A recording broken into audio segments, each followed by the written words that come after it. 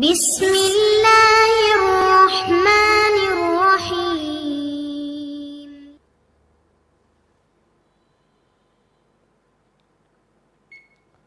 அஸ்ஸலாமு அலைக்கும் வரஹ்மத்துல்லாஹி வபரகாத்துஹு. அன்பிற்குரிய சகோதர சகோதரிகளே, நீங்களும் ஆலிம்களாகலாம் என்ற பாடத்தில் புதன் வியாழன் ஆகிய 2 நாட்கள் திருக்குர்ஆன் வசனத்தினுடைய நேரடி தமிழாக்கத்தையும் தேவைப்படும் விளக்கங்களையும் பார்த்து வருகிறோம். சென்ற வாரம் 225வது வசனம் பக்ரா அத்தியாயம். இதில் உள்ள முக்கியமான விஷயங்களை நம்ம விளங்கிவிட்டோம். அதில் ஒரு விஷயம் மட்டும் அதில் மிச்சம் இருந்தது, அதை பார்த்துருவோம். என்ன விஷயம் என்றால், ஒரு மனிதன் அல்லாஹ்வின் மீது சத்தியம் செய்தால் அவன் செய்ய வேண்டிய காரியம் என்ன? சும்மா ஒரு காரியத்தை செய்வேன் என்று வாக்களித்தால் அதை நிறைவேற்றுறது கடமையாக இருந்தாலும், நிறைவேற்றாவிட்டால் அவனுக்கு அல்லாஹ்விடத்தில் எந்த ஒரு கொஸ்டினும் வராது. வாக்குறுதி நிறைவேற்றுறது என்பது சிறப்புக்குரிய ஒரு விஷயந்தான். அது ஒரு பாவமான விஷயமாக கருதப்படாது. ஆனால் அல்லாஹ் மேலே சத்தியமாக நான் இதை செய்வேன், அல்லாஹ் மேலே சத்தியமாக இதை செய்வேன் என்று உறுதியான முறையில் ஒருவர் சொல்லிவிட்டார் என்று சொன்னால், அந்த நேர்ச்சையை சத்தியத்தை நிறைவேற்றுவது அவர் கடமையாயிடுது. அல்லாஹ் மேலே சத்தியமான்னு எப்போ சொல்லிடுறாரோ அதை நிறைவேற்றி ஆகணும். ஆனாலும் மனிதர்கள் அவங்க நினச்சதையெல்லாம் செய்யக்கூடிய வகையில் படைக்கப்பட்டிருக்கிறாங்களா? இல்லை. அல்லாஹ் மேலே சத்தியமாக செய்வேன் என்று சொல்லுவார்ல, அப்போ அவருக்கு செஞ்சிடலாம் நினச்சி சொல்லுவார். ஆனால் அதற்கு பிறகு ஏற்படக்கூடிய சூழ்நிலைகளால் உடல்நிலை சரியில்லாமல் போகும். அதனால் அந்த காரியத்தை செய்ய முடியாமல் போயிடும். சொல்லும்போது இருந்த பொருளாதார வசதி பிறகு குறைஞ்சிரும். அப்போ அந்த பொருளாதாரம் சம்மந்தப்பட்ட விஷயத்தை செய்ய முடியாத ஒரு நிலைமை அப்போதும் ஏற்படும்.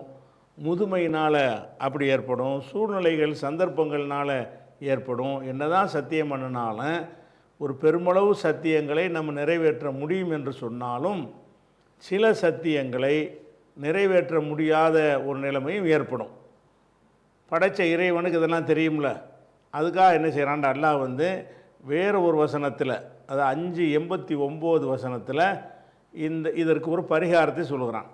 என்ன பரிகாரம் என்றால், லா யுஆஹிதுகுமுல்லாஹு பில்லக்வி ஃபி ஐமானிக்கும், உங்கள் சத்தியங்களில் வீணானவற்றுக்கு அல்லாஹ் உங்களை பிடிக்க மாட்டான், கேள்வி கேட்க மாட்டான்.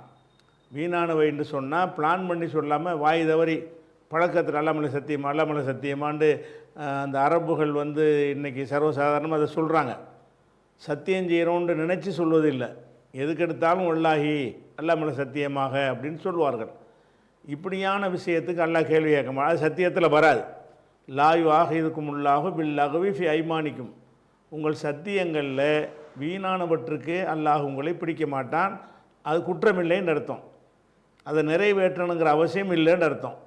வலாக்கின் யுஆஹிதுக்கும், உங்களை பிடிப்பான், பிமா அக்கத்துமுல் ஐமான், சத்தியங்களை நீங்கள் எதை கொண்டு உறுதியாக அக்கத்தண்டா உறுதிப்படுத்துகிறீர்களே அதுக்கு தான் அல்லாஹ் பிடிப்பான். அப்படின்னா என்ன அர்த்தம்னு கேட்டால், அதை சொல்லும்போது சுயநினைவோடு அதனுடைய அர்த்தத்தை விளங்கி அந்த கருத்தை மனசில் இருத்தி அந்த சத்தியத்தை சொல்கிறது இருக்குல்ல, அதுதான் சத்தியம்ங்கிறது. அதை நீங்கள் நிறைவேற்றாட்டி எல்லாம் என்ன செய்வான்? பிடிப்பான். ஆனால் முடியாமல் போயிடும்ல, அதுக்கு பரிகாரம் கஃபாரத்துஹு, அதற்குரிய பரிகாரமாவது இத்ஆமு அஷரத்தி மசாக்கீன், 10 ஏழைகளுக்கு உணவளித்தல். நீங்கள் சத்தியம் செஞ்சிட்டீங்க, ஒரு ஆடு அறுத்து அல்லது 10 ஆடு அறுத்து நான் விருந்து கொடுப்பேன் அப்படின்னு சத்தியம் பண்ணிட்டீங்க. அல்லது ஒரு 20 நோன்பு வைப்பேன், ஒரு 15 நோன்பு வைப்பேன் என்று சத்தியம் பண்ணிட்டீங்க. முடியலை, வயசாகி போச்சு, உடல்நிலை சரியில்லை, அந்த சத்தியத்தை நிறைவேற்ற முடியலை. அப்போ அதுக்கு என்ன செய்யணும்னு கேட்டால், சத்தியம் செஞ்சிட்டிங்கல்ல, அதுக்கு பிராயச்சித்தமாக இப்போ கஃபாரத்துஹு, அதற்குரிய பரிகாரமாவது இத்ஆமு அஷரத்தி மசாக்கீன். அத்தாமண்டா உணவளி, தாம்டா உணவு. அந்த தாம் என்பது அஃபாலன்றதை வினை சொல்ல மாற்றிட்டீங்கன்னா உணவு அளித்தான். அத்தாம என்றால் உணவு அளித்தான், அடுத்தவருக்கு உணவு கொடுத்தான் என்கிறதுக்கு இந்த அஃபால என்று மாற்றுவாங்க. அப்போ இத்தாமு அஷ்ரத்தி மசாக்கீன் 10 ஏழைகளுக்கு உணவளித்தல். அப்போ 10 ஏழைகளுக்கு உணவளித்தல்ங்கிறது முதல் பரிகாரம். முடிஞ்சால் நீங்கள் 1 கோடி ரூபா தர்மம் செய்கிறதாக சத்தியம் பண்ணிட்டீங்க, முடியலை, 10 ஏழைக்கு உணவு அளித்துருங்க. அப்போ இத்தாமு என்பது அஷரத்தில் இலாபத் செஞ்சுருக்கிறதுனால இத்தாமு அஷரத்தி. அஷரத்தி என்பது மசாக்கீனில் இலாபத் செஞ்சுருக்கிறதுனால மசாக்கீன்னு வருது. அதில் ஜர்ரு வராது. ஏன் வராதுன்னு கேட்டால், ஜம்முடைய அலிஃபுக்கு பிறகு 2 எழுத்து 3 எழுத்து வந்துச்சின்னு சொன்னால் அதில் என்ன செய்யாது, அந்த மசாக்கீனும் மசாக்கீன அப்படி தான் வருமே தவிர மசாக்கீனி என்று என்ன செய்யாது, வராது. அப்போ அஷரத்தி மசாக்கீன 10 மிஸ்கீன்களுக்கு, மிஸ்கீனுக்கு ஜம்மு மசாக்கின், 10 மிஸ்கீன்களுக்கு உணவளித்தல் அதனுடைய முதல் பரிகாரம். உணவளித்தல்னு சொன்னால் எந்த மாதிரி உணவளித்தல்? பிரியாணி கொடுக்குறது உணவளித்தல் தான், சாதாரண சைவ சாப்பாடு போட்டாலும் உணவளித்தல் தான், அல்லது வேறு வேறு வகையான நவீன காலத்தில் இத்தனை வகையான உணவுகள்லாம் இருக்குது. அப்போ எந்த உணவுங்கிறது நல்லா சொல்லிவிடுறான். மின் ஔசத்தி மா துத்துஇமூன அஹ்லீக்கும். அஹ்லீக்கும்னா உங்களுடைய குடும்பம், அகலுனா குடும்பம்.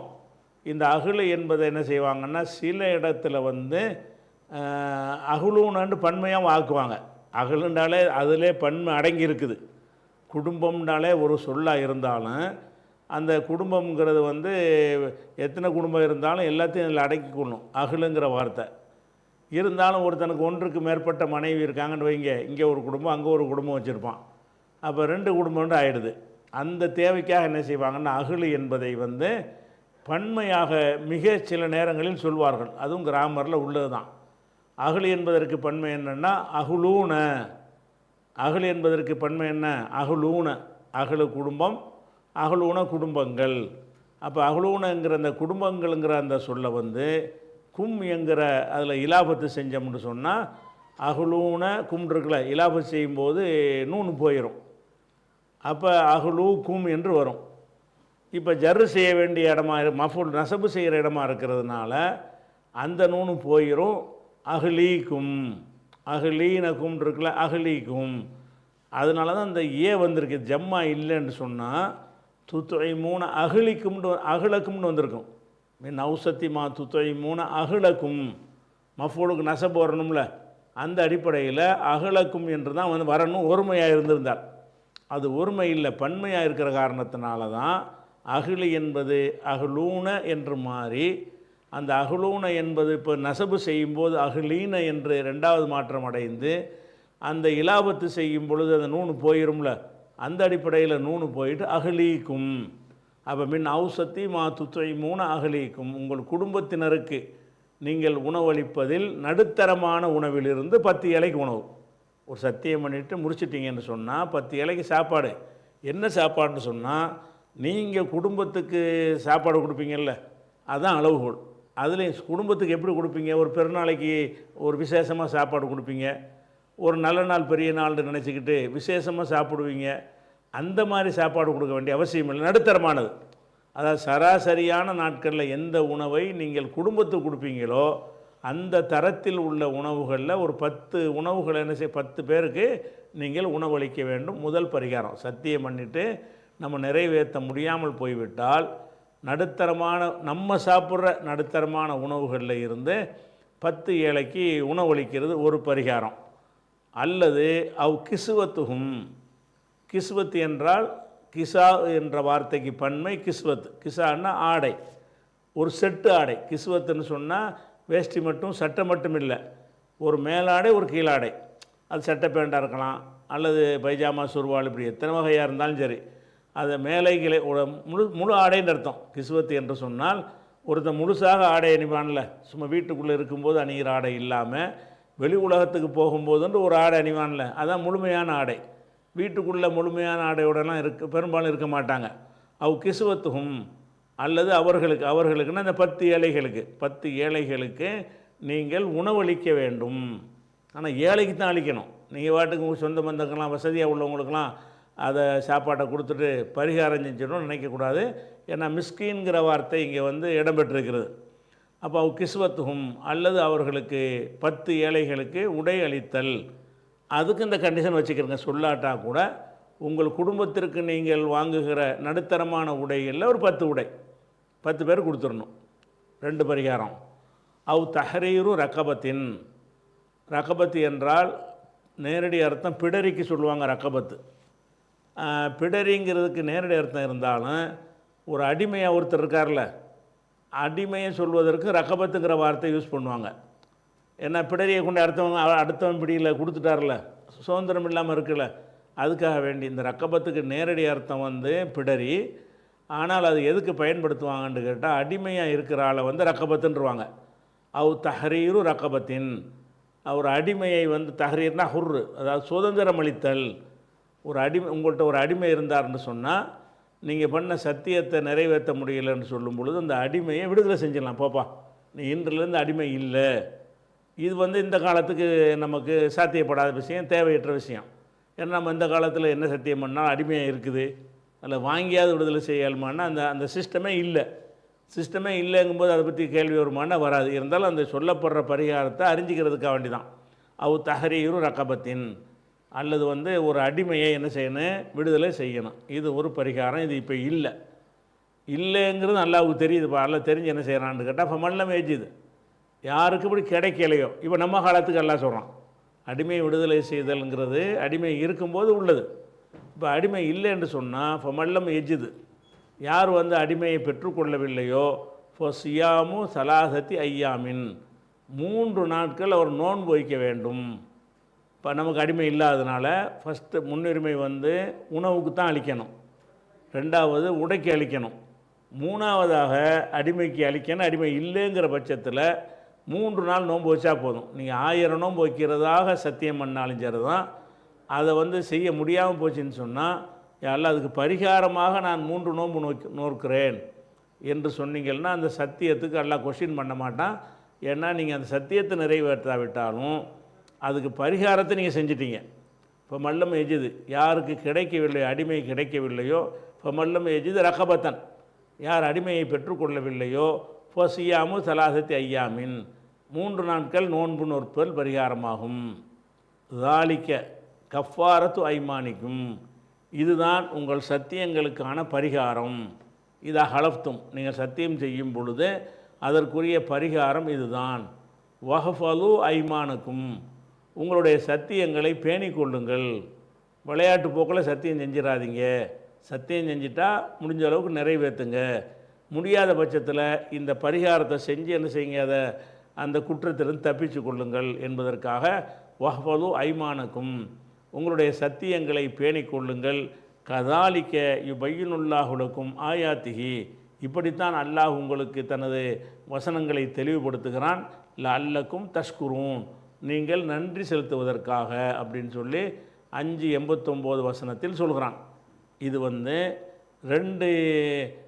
225வது வசனம் பார்த்துக்கிட்டு வர்றோம்ல பக்ராவில், அந்த வசனத்தில் சத்தியத்தை பற்றி சொன்ன காரணத்தினால அந்த சத்தியத்தை செஞ்சுட்டு செய்ய முடியாமல் போயிடுவார்கள். அதுக்கு ஒரு பரிகாரத்தையும் இந்த இடத்துல பொருத்தமாக இருக்கும் என்பதற்காக அதை கொண்டாந்து எடுத்து காட்டுறோம். பாடத்துக்குரிய வசனம் வந்து 2:225. இது எடுத்து காட்டுற வசனம், அதை சிவப்பு கலரில் உங்களுக்கு போட்டு காட்டியிருக்கிறோம். அடுத்ததாக வந்து 226வது வசனம். இந்த 226வது வசனத்தை அர்த்தத்தை தெரிந்து கொள்வதற்கு முன்னாடி ஒரு இஸ்லாமிய ஒரு சட்டத்தை நம்ம என்ன செய்யணும், சட்டத்தையும் அன்றைக்கு இருந்த ஒரு நடைமுறையை நம்ம அறிந்து கொள்ளணும். என்ன அறிந்து கொள்ளணும்னு கேட்டால், இப்போ கணவன் மனைவிக்கு மத்தியில் பிரச்சனை வருதுன்னு வைங்க.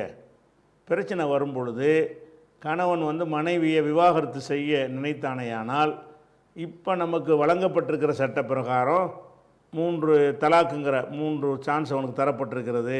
அந்த மாதிரி என்ன செய்யணும், மனைவியை விவாகரத்து செய்யலாம். விவாகரத்துக்கு சில கண்டிஷன்லாம் இருக்கிறது, கொடுக்கல் வாங்கல் விஷயமெல்லாம் இருக்கிறது என்பதெல்லாம் தனி சட்டம். இந்த சட்டம் வர்றதுக்கு முன்னாடி, தலாக்குங்கிற ஒரு சட்டம் வர்றதுக்கு முன்னாடி அறியாமை காலத்து மக்கள்கிட்ட ஒரு சட்டம் இருந்தது. அவங்களும் தலாக்குக்கு பதிலாக என்ன செய்வாங்கன்னு கேட்டால் வேறு ஒரு முறையை கையாளுவாங்க. அது என்ன கையாளுவாங்கன்னு கேட்டால், அதாவது மனைவிட்ட இனிமேல் இவளோட வாழ மாட்டேன் அப்படின்னு சொல்லி ஒரு முடிவு எடுத்தாங்க என்று சொன்னால் அல்லாவை இழுத்து சத்தியம் பண்ணிடுவாங்க. அவ்வளோதான். அல்லாஹ் மேலே சத்தியமாக நான் உன்னை இனி நெருங்க மாட்டேன் அப்படின்றவான்.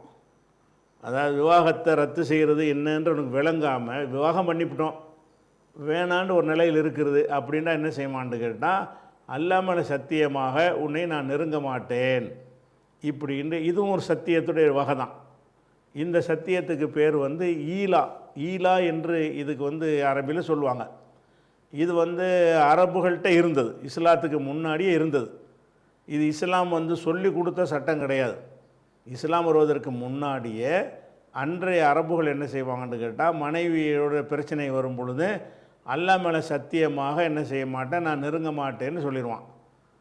இது இதுக்கு பல அர்த்தம் இதுக்கு வச்சுக்கலாம். நெருங்க மாட்டேன்னு சொன்னால் இது கோபத்தில் சொல்கிறானா, அல்லது இந்த சத்தியத்தை முறிச்சு விட்டு பரிகாரம் காண போகிறானா, அல்லது காலமெல்லாம் இப்படி இருக்க போகிறானா அப்படிங்கிற ஒரு தெளிவற்ற நிலையில் அந்த அந்த பெண்ணை விடுற மாதிரி அமைஞ்சிருக்கிறது. அல்லாஹ் மேலே சத்தியமாக உன்னை நெருங்க மாட்டேன்னு அல்லாஹ் வெளுத்து சொல்லிவிட்டான்ல, இவன் விவாகரத்து பண்ணிட்டானா அவன் என்ன செய்வது? அவனுக்கு இவளுக்குமான உடன்படிக்கை தொடருதான் நீங்குதான், அதுக்கு ஒரு முடிவு வரணும்ல. அல்லாஹ் மேலே சத்தியமாக நெருங்க மாட்டேன்னா காலத்துக்கு நெருங்க மாட்டியா? இனிமேல் உனக்கு மனைவி இல்லையா, கணவன் இல்லையா, அந்த உறவை நீங்கள் முறிச்சுக்கிட்டீங்களா? அந்த விவரமெல்லாம் இல்லாமல் என்ன செய்வாங்கன்னு கேட்டால் அல்லாஹ் மேலே சத்தியமாக உன்னை நெருங்க மாட்டேன், இதுதான் இதுக்கு பேர் ஈலா. மனைவிட்ட போய் என்ன செய்வாங்கன்னா அல்லாஹ் மேலே ஆணையாகன்னு சொல்லிடுவாங்க. அதுக்கப்புறம் நம்ம அல்லாஹ் மேலே சத்தியம் பண்ணிட்டவளை எப்படி நெருங்கிறது என்று சொல்லி காலமெல்லாம் அவளை நெருங்க மாட்டாங்க. அதே நேரத்தில் மனைவி இல்லைன்னு சொல்ல மாட்டாங்க. அதாவது பேருக்கு அவள் மனைவியாக இருப்பால், குடும்ப வாழ்க்கை நடக்காது. அல்லாஹ் மேலே நாங்கள் சத்தியம் பண்ணிட்டோம் என்ன பண்ணுறது அப்படின்னு சொல்லிவிட்டு அவளை மனைவி என்று பேரளவுக்கு வைத்து கொண்டு வாழ்க்கை நடத்தாமல் என்ன செய்வாங்கன்னா அந்த சத்தியத்தை ஒரு காரணமாக காட்டி அவங்க பிரிந்து விடுவார்கள், பிரிந்து இருப்பார்கள். இப்போ இவனுக்கு பிரச்சனை இல்லை, அவளுக்கு பிரச்சனை இருக்குது. அவள் என்ன செய்கிறது? இவன் வேணான்ட்டான்னு சொன்னால் அவளுக்கு வேறு ஒரு வாழ்க்கை வேணுமா இல்லையா?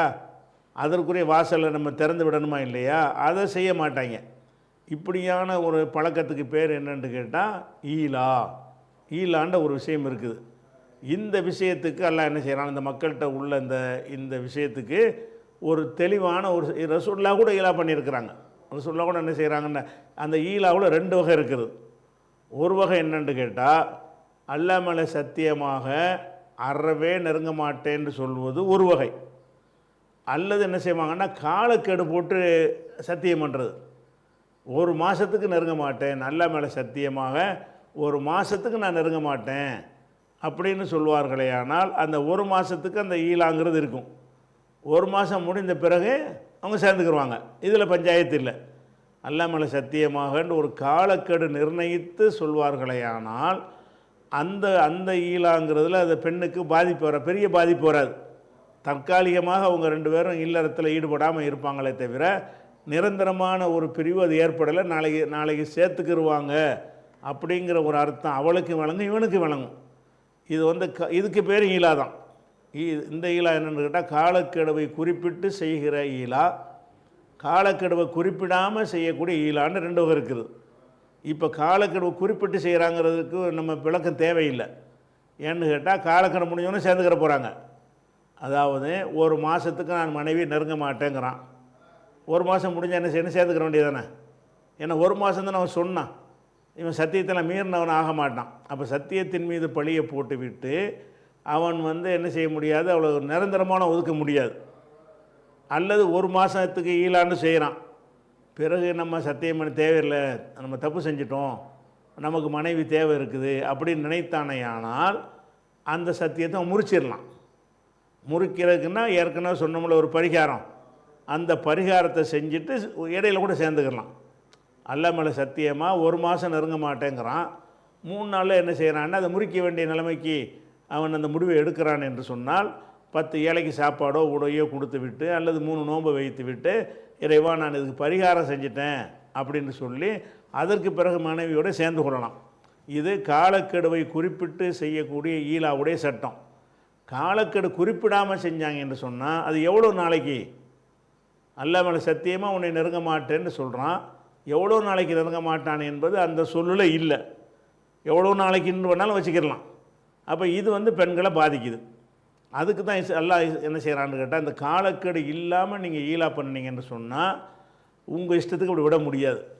ஒரு பெண்ணோட நான் சேரவே மாட்டேன்னு சத்தியம் பண்ணிவிட்டு காலமெல்லாம் அவள் மனைவியாக இருக்கிறாளா இல்லையான்னு தெரியாமல் அவர் அந்தரத்தில் நிப்பாட்டுறது என்பதை அனுமதிக்க முடியாது என்பதற்கு அல்லாஹ் என்ன செய்கிறான்னு கேட்டால், நீ காலக்கெடு இல்லாமல் இந்த மாதிரி ஈலாங்கிற முறையில் சத்தியம் பண்ணுவாயானால் உனக்கு நான் போடுறேன் காலக்கெடு அப்படின்னு அல்லாஹ் என்ன செய்கிறான்னு கேட்டால் 4 மாதம்தான். நீ காலக்கெடு இல்லாமல் நான் நெருங்கவே மாட்டேன், காலமெல்லாம் நெருங்க மாட்டேன்னு நீ சொன்னாலும் சரிதான், சாவுற வரைக்கும் நெருக்க மாட்டேன்னு சொன்னாலும் சரிதான், அதை விட வேறு முழு வார்த்தைகளை போட்டு சொன்னாலும் சரி தான், அப்படிலாம் இயலாதுப்பா. 4 மாதம் தான் கணக்கு. 4 மாதத்துக்குள்ளே நீ என்ன செஞ்சிடணும், அதை வாபஸ் வாங்கிட்டு சத்தியத்தை முறிச்சிட்டு அவளை சேர்ந்து கொள்ளணும். இல்லை என்று சொன்னால் தலாக்கு தான், விவாகரத்து தான். 4 மாதத்துக்கு பிறகு என் மனைவின்னு நீ கிளைம் பண்ணிட்டு வரக்கூடாது. அல்லாஹ் மேலே சத்தியமாகன்னு சொல்லி அதிகபட்சம் உனக்கு எவ்வளோ அனுமதி என்று கேட்டால் 4 மாதம் தான் அனுமதி. அதைத்தான் இந்த வசனத்தில் அல்லாஹ் சொல்ல 2வது அத்தியாயத்தை நம்ம 226வது வசனம் தானே பார்க்குறோம். அதில் என்ன வருதுன்னு கேட்டால், லில்லதீன யுலூன மின் நிசாயிஹிம், தங்கள் மனைவிமார்களை சத்தியம் யூலூன்னா சத்தியம் செய்து புறக்கணித்தல்.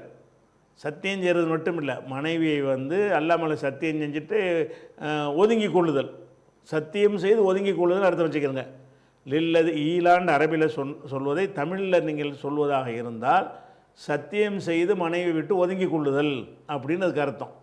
லில்லதீன யூலூன மின் நிசாயிஹிம், தங்கள் மனைவிமார்களிடம் சத்தியம் செய்து ஒதுங்கி கொள்வதாக கூறுகிறார்களே அவர்களுக்கு தரப்புசு அர்பாத்தி அஷுஹுரின், 4 மாத அவகாசம் இருக்கிறது. தரப்புசுனா அவகாசம், அர்பாத் அஷ்ஹுரின்னா 4 மாதங்கள். அப்போ 4 மாதங்கள் அவங்களுக்கு அவகாசம் இருக்கிறது. அதாவது 10 வருஷம்னு நீ ஈலா பண்ணாலும் சரி தான், 10 அப்படிலாம் முடியாது, 4 மாதம் தான். நீ 10 வருஷம்னு நீ சொன்னாலும் சரி தான், 4 மாதத்துக்குள்ள நீ அவளை சேரலையா சேரலையா அது முடிவெடு. அவள் விஷயமாக ஒரு முடிவெடுக்காமல் நீ வந்துக்கிட்டு காலமெல்லாம் சேர மாட்டேன், 100 வருஷம் சேர மாட்டேன், 50 வருஷம் சேர மாட்டேன், இந்த விளையாட்டு வச்சுக்கிற கூடாதுன்னு சொல்லி எல்லாம் என்ன செய்யலான்னு கேட்டால், தரப்புசு அர்பாத்தி அஷ்ஹுரின், 4 மாதங்கள் காத்திருக்குதல் அவகாசம் அவனுக்கு உண்டு. ஃபைன் ஃபாவு, அவர்கள் வாபஸ் வாங்கி திரும்பி அதாவது ரிட்டர்ன் பண்ணுறது திரும்பி வாபஸ் திரும்ப பெற்றார்களே ஆனால் ஃபைனல்லாஹ கஃபூருர் ரஹீம், அல்லாஹ் மன்னிக்கிறவன் இறக்கமுள்ளவன். நீ 4 மாதத்துக்கு முன்னாடி சத்தியத்தை திரும்ப பெற்றுற, காலமெல்லாம் நான் சேர மாட்டேன்னு சொல்லிவிட்டான், அடுத்த நாளே எல்லாம் தெரியாமல் சொல்லிட்டேன், நான் வந்து அந்த சத்தியம் செஞ்சதை வாபஸ் வாங்கிக்கிறேன்னு சொல்லுவானே. ஆனால் நம்ம ஏற்கனவே சொன்ன பரிகாரம் இருக்குல்ல, அந்த பரிகாரத்தை செஞ்சுட்டு அடுத்த நாளைக்கு மனைவிட்டு போய் சேர்ந்துக்கிறலாம். அப்போ சத்தியத்தை மீறினதுக்கு பரிகாரம் செஞ்சிட்ட காரணத்தினால குற்றம் இந்த இடத்துல சொல்லாட்டான்னு நம்ம ஏற்கனவே சொன்ன வசனத்தில் பரிகாரம் சொல்லப்பட்டிருக்குல்ல, அந்த பரிகாரத்தை இங்கே வச்சுக்கிறணும். ஃபைன் ஃபாவு, அவர்கள் திரும்ப பெற்று கொண்டார்களே ஆனால் ஃபைனல்லாஹ கஃபூருர் ரஹீம், அல்லாஹ் மன்னிக்கிறவன் இறக்கமுள்ளவன். 4 மாதத்தில் திரும்ப பெற்றிருக்க, 4 மாதம் திரும்ப பெறலை அப்படின்னு சொன்னால் ஒயின் அசமு தலாக், விவாகரத்தை தான் உறுதி பண்ணுவீர்களே என்று சொன்னால் ஃபைனல்லாஹ சமீஉன் அலீம், அல்லாஹ் வந்து செவியுறுபவனாக இருக்கிறான், அறிந்தவனாக இருக்கிறான். அப்போ 4 மாதம் முடிஞ்சிருச்சுன்னு சொன்னால் நீ வந்து தலாக்கு சொல்கிறான்னு அர்த்தம், நீ வந்து பெண்டிங்கில் வைக்கிறேன்னு அர்த்தம் கிடையாது.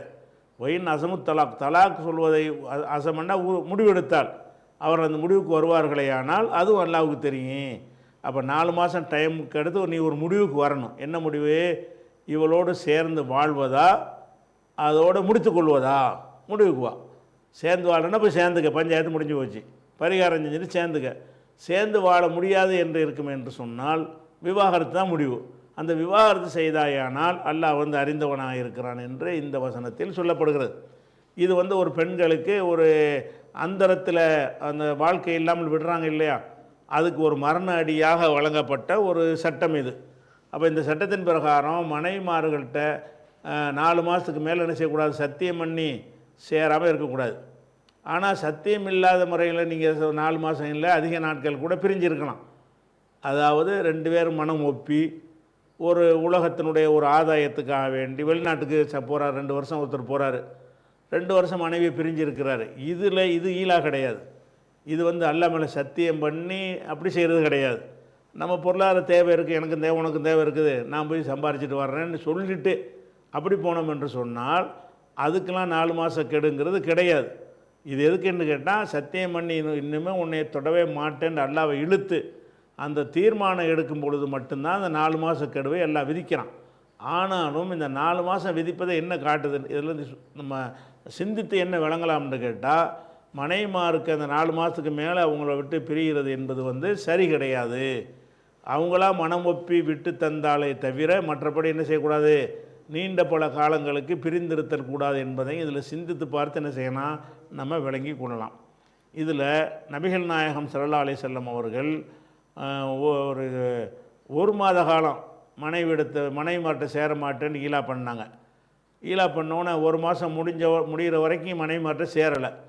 1 மாதம் முடிஞ்சோன்னு என்ன செஞ்சாங்கன்னு கேட்டால் வந்து மனைவிமார்ட்ட வந்து சேர்ந்துட்டாங்கன்னு சொல்லி புகாரில் 378வது ஹதீஸ்லையும் ரசூலுல்லாஹ் செஞ்சுருக்காங்க. இந்த ஈலா ரசூலுல்லாஹ் செஞ்சது என்னென்னு கேட்டால், காலக்கெடுவோடு கூடிய ஈலா, காலக்கெடு இல்லாமல் மூடலான ஒரு ஈலா கிடையாது.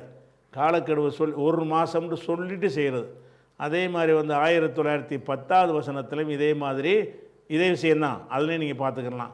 2469 புகாரி, அதுலேயும் என்ன செய்யலாம், இதை நீங்கள் பார்த்துக்கலாம். இது எல்லாத்துலேயும் அதே மாதிரி 5201 இதுலேயும் வருகிறது. எல்லாத்துலேயும் என்ன வருதுன்னு கேட்டால், நபிகள் நாயகம் ஸல்லல்லாஹு அலைஹி வஸல்லம் அவர்களுக்கும் இந்த மாதிரி கோபத்தில் அன்றைய மக்கள்கிட்ட இருந்த வழக்க பிரகாரம் ஈலாங்கிற முறையில் மனைவியரிடமிருந்து பிரிகிறார்கள். ஆனால் அந்த ஈலா எப்படிப்பட்டதாக இருந்துச்சுன்னு சொன்னால், டைம் நிர்ணயிக்கப்பட்ட ஈலா, 1 மாதம் அப்படின்னு சொல்லி டயத்தை நிர்ணயித்த முறையில் இணைஞ்சிருந்தாங்க, அவங்க ஈலா பண்ணியிருந்தாங்க. அந்த ஈலாங்கிறது வந்து நீங்கள் இப்போ கூட போய் செஞ்சாலும் செய்யலாம். ஆனால் காலமெல்லாம் ஈலாங்கிறது 10 வருஷங்கிறது 1 வருஷங்கிறது அந்த மாதிரிலாம் செய்வதற்கு மார்க்கத்தில் அனுமதி இருக்கான்னு கேட்டால், நீங்கள் இப்படி செஞ்சாலும் அது கணக்கு 4 தான், 4 மாதம்தான். நீங்கள் 1,00,000 வருஷத்துக்கு நான் சேர மாட்டேன் என்று சொன்னாலும் 4 மாதத்தில் நீ சேர்ந்து ஆகணும். சத்தியத்தை முறிச்சிட்டு போய் சேர்ந்துடணும். சேரலைன்னு சொன்னால் 2ல் ஒரு முடிவு, சேர்றியா விவாகரத்து பண்ணுறியா, 2ல் ஒரு முடிவை சொல்லி ஆகணவன். இல்லை இப்படி தான் பெண்டிங்கில் வச்சுருப்பேன், அப்படிலாம் வைக்க முடியாது. 4 மாதம் முடியுதில்ல, 4 மாதம் முடிஞ்சோன்னு அவர்கிட்ட சேர போறியா மாட்டேங்கிறியா, இல்லை இன்னும் கொஞ்சம் நாள்லாம் கிடையாது, சேர்றியா மாட்டேன், எஸ் நோ தான். இந்த 2ல் ஏதாவது ஒன்று சொல்லு. அப்போ நான் சேர மாட்டேன்னா விவாகரத்து பண்ணேன். விவாகரத்து பண்ணினால் விவாகரத்துக்குன்ற உள்ள சட்டங்கள்லாம் இருக்குது. அவளுக்கு கொடுக்க வேண்டிய விஷயங்கள், மார்க்கப்படி விவாகரத்து செஞ்சால் என்னென்ன அதெல்லாம் செஞ்சு சாட்சிகளை வைத்து அது முறைப்படி செய்கிற அந்த சட்டத்தில் வந்துடும். அப்போ இந்த மாதிரியான ஒரு அடிப்படையில் செய்யணும் என்று இந்த ஈலாங்கிற அன்றைய ஜாகிலியா காலத்தில் நடைமுறையில் இருந்து, இஸ்லாமும் அதை ஏற்றுக்கொண்டு சின்ன ஒரு கரெக்ஷன் பண்ணி, முழுசாக ஏற்றுக்கிறாட்டாலும் சின்னதாக ஒரு கரெக்ஷன் பண்ணி அந்த திருத்தத்தோட இஸ்லாம் வந்து ஏற்றுக்கிறது. ஈலாங்கிற விஷயத்தை வந்து ஜாகிலியாக்கள் எந்த மாதிரி வச்சுருந்தாங்களோ அப்படி ஏற்றுக்கிறாமல் அதில் பாதிப்பு வரக்கூடிய அம்சத்தை கழிச்சுவிட்டு பாதிப்பையெல்லாம் நீக்கிவிட்டு ஒரு பரிகாரத்தோடு கூடிய ஒரு ஈலாவை இஸ்லாம் வந்து அனுமதிச்சிருக்கிறது. இது வந்து 229வது வசனமாக 27வது வசனம். அடுத்த வசனம் வந்து 228வது வசனம். ஒரு கணவன் வந்து மனைவியை வந்து விவாகரத்து பண்ணிட்டான்.